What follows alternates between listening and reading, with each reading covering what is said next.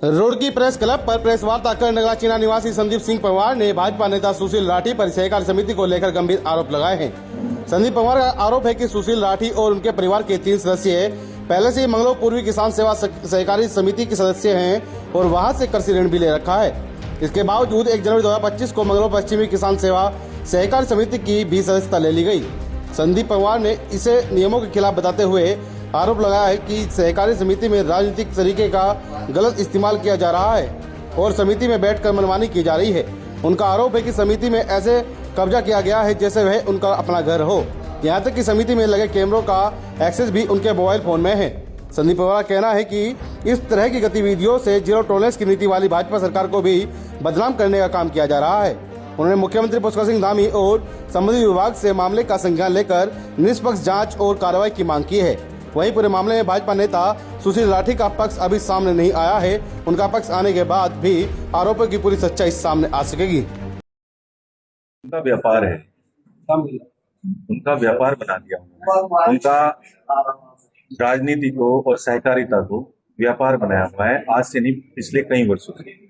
इससे पहले भी हमने इनकी शिकायत की थी। सहकारिता गन्ना मंगलोर का जब चुनाव हुआ था उसमें भी इन्होंने नई फर्जी सहकारिता समिति बनाकर चुनाव को बाधित किया था और गलत तरीके से चुनाव हुआ था। उसके लिए भी कोर्ट में मामला लंबित है, उसका भी डिसीजन आना बाकी है। अभी भी इन्होंने खुद को और खुद के चाहने वालों को लोन दिलवाए हुए हैं। पहले तो मंगलोर पूर्वी जो बहुउद्देशीय मंगलोर पूर्वी समिति है उसको डिफॉल्ट घोषित कर दिया बैंक से।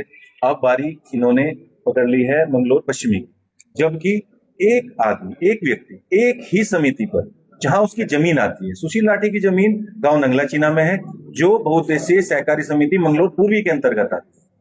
गलत तरीके से दोबारा सदस्य बने, फोर्जरी तरीके से मंगलोर पश्चिमी के, जो कि अनैतिक है, असंवैधानिक है। जैसा कि मैंने आपको बताया, ये नियम है, आप देख सकते हैं, ये पेज नंबर 13 अधिनियम, ये 42A, इसके तहत ये कहता है कि कोई भी सदस्य दूसरी समिति का सदस्य तब तक नहीं बन सकता जब तक उसे निबंधक परमिशन ना दे।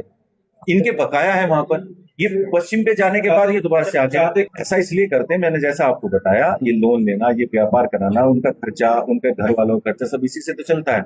उनका कोई व्यापार थोड़ा ही है, यही उन्होंने व्यापार बनाया हुआ है। 420 कर रहे हैं, उनके ऊपर तो विभागीय और कानूनी दोनों कार्रवाई होनी चाहिए। जैसा मैंने आपको बताया, उनकी धर्मपत्नी नीशू राठी, उनकी जमीन गांव नंगला चीना में आती है, जबकि इन्होंने मंगलोर पश्चिमी समिति को 2 एकड़ जमीन दिखाकर 1,60,000 रुपए उनके नाम उठाए। आप कह रहे 6 लाख 1,000 भी नहीं दिया गया। अगर सहकारी समिति में कोई आता है, इन्होंने उस सहकारी समितियों को इस तरह से चलाते हैं जैसे इनका पर्सनल ऑफिस हो। सीसीटीवी कैमरे लगे हुए हैं, घर से एक्सेस करते हैं। एमडी वहां नहीं बैठता जितना एमडी घर में बैठाते हैं। वहां समिति में कौन आ रहा है, कौन जा रहा है, समिति में अपनी मर्जी से अगर कोई वहां जाकर के ऋण लेना चाहता है या सदस्यता लेना चाहता है तो उसकी परमिशन भी सुशील राठी ये चाहते हैं कि वो मुझसे ली जाए। मैं यही जानना चाह रहा हूं, यही मेरा शीर्ष नेतृत्व सवाल है कि एक आदमी को इतना बढ़ावा किस लिए दिया जा रहा है। समिति सहकारी समिति की हर एक उस समिति की है जिसने उसमें अधिभार लिया हुआ है, जो उसमें सदस्य बना हुआ है, जिसने वहां से ऋण लिया हुआ है। मैं भी उनमें से एक छोटा सा किसान हूं, मैं भी अगर उस समिति में जा रहा हूं तो वो पहले उनके पास खबर चली आती है कि आदमी यहाँ किस लिए आया। अगर मुझे सदस्यता बनना है, सदस्यता लेनी है, मेरे साथ के कई लोग हैं, लिपरेडी गांव से, मुल्लाना गांव से, भरतपुर गांव से, जो बनना चाहते थे, जो वहां गए, उनको मना कर दिया गया। चाहते क्या है? हम ये चाहते हैं, ये सुशील राठी जैसे व्यक्ति, इनकी दोनों समितियों से सदस्यता खत्म होनी चाहिए। इन्होंने जो भी नॉमिनेशन बैंक में पश्चिमी से भेजा है वो टोटल झूठ है, निराधार है। उनमें से चारों में से एक भी व्यक्ति का नॉमिनेशन सहकारी समिति बैंक वालों चुनाव के लिए नहीं जाना चाहिए। ये तो पहली मांग है। और उनकी सदस्यता दोनों समिति में रद्द होनी चाहिए, जो फोर्जरी तरीके से दोनों में सदस्य बन रहे हैं और ऋण वो पूर्वी से ले रहे हैं, बिना चुकाए पश्चिमी का सदस्य बनने का दोबारा फिर लोन लेंगे। देखिए, पहले छोटे लोन थे, फिर बड़े लोन हुए, एक समिति तरफ कर दी है उन लोगों ने, दूसरी की बारी है। तो मैं तो यही कहूंगा कि एक चीज खत्म की, फिर दूसरे को खाने की तैयारी है। उसके बाद में अगर ये नॉमिनेशन भेज रहे हैं, ये तो ये दावा करते हैं कि डायरेक्टर भी मैं बनूंगा और हो सकता है सहकारी बैंक का अध्यक्ष में बनूंगा।